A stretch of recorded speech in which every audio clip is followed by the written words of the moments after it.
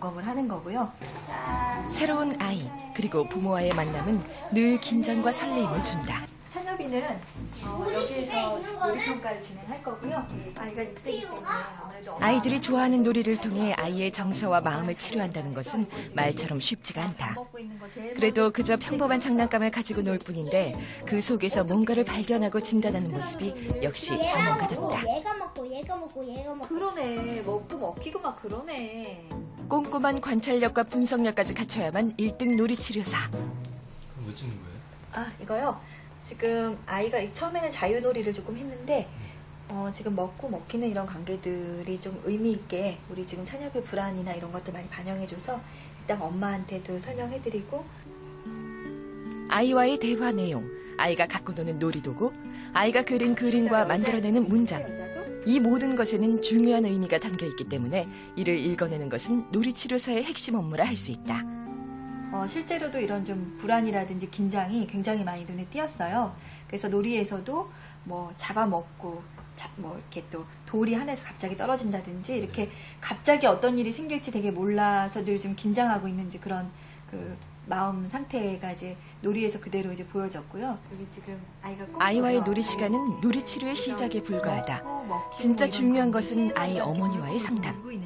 놀이 현장에서 나타났던 아이의 심리와 전문가의 눈으로 읽은 아이의 특징과 현재 상태를 자세히 설명해야 한다. 이때 부모들은 다양한 반응을 보인다. 제가 선생님께 어떻게 제가 살고 있는 그 아이와 어떻게 살고 있는지 그런 거를 다 들통난 기분이고요. 사실 예, 여지껏 좀 육아에 있어서 잘못했던 부분도 반성하게 되고 앞으로 잘할 수 있었으면 하는 그런 다짐의 기회도 되고. 예. 일정을 모두 마친 6살 아이가 갑자기 센터 로비에 주저앉았다. 당황하기는 김미영 씨도 마찬가지. 센터에 있는 공룡 인형 때문에 집에 가기 싫다고 고집을 피우는 아이. 놀이치료사는 아이들의 이러한 행동 하나하나에 절대 당황하지 않고 의연하게 대처해야 한다. 이럴 때면 아이의 입장이 되어 아이의 감정부터 챙기는 것이 이들. 김미영 씨 아이를 한번 꼭 안아주고 헤어지는 인사를 한다. 잘 가. 저에게 있어서 놀이치료는 관계를 열어주는 그런 창이라고 할 수가 있어요.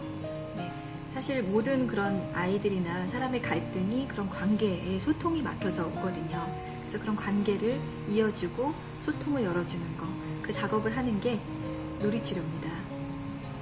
아이와 부모의 든든한 동행자로 일하는 놀이치료사.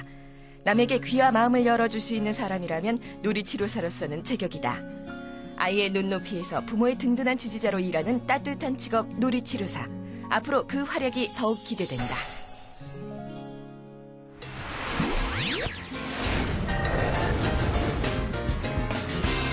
아동들은 어른과 달리 자기 자신의 문제를 정확하게 보고를 하지 못합니다.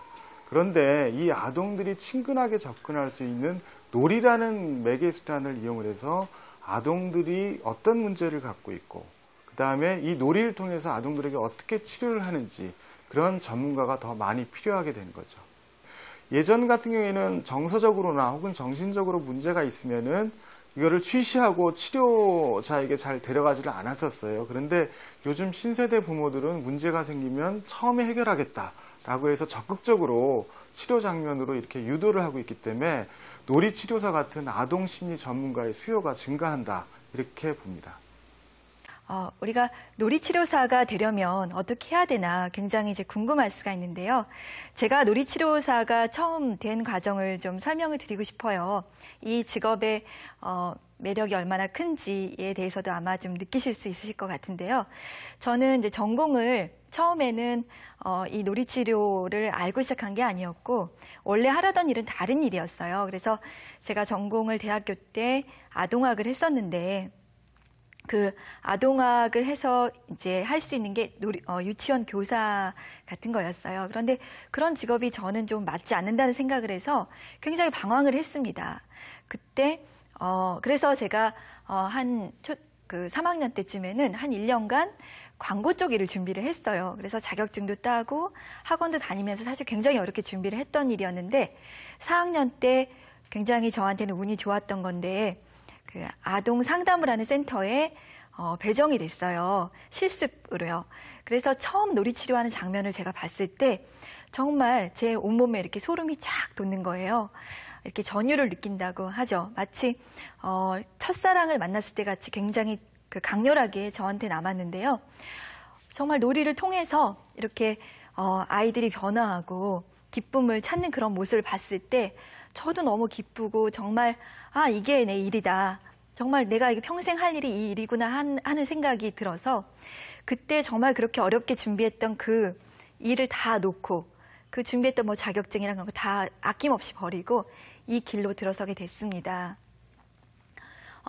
이 놀이치료사가 되기 위해서는요, 우선 그 대학교에서 아이들 관련 학과나 심리학을 전공을 보통 합니다.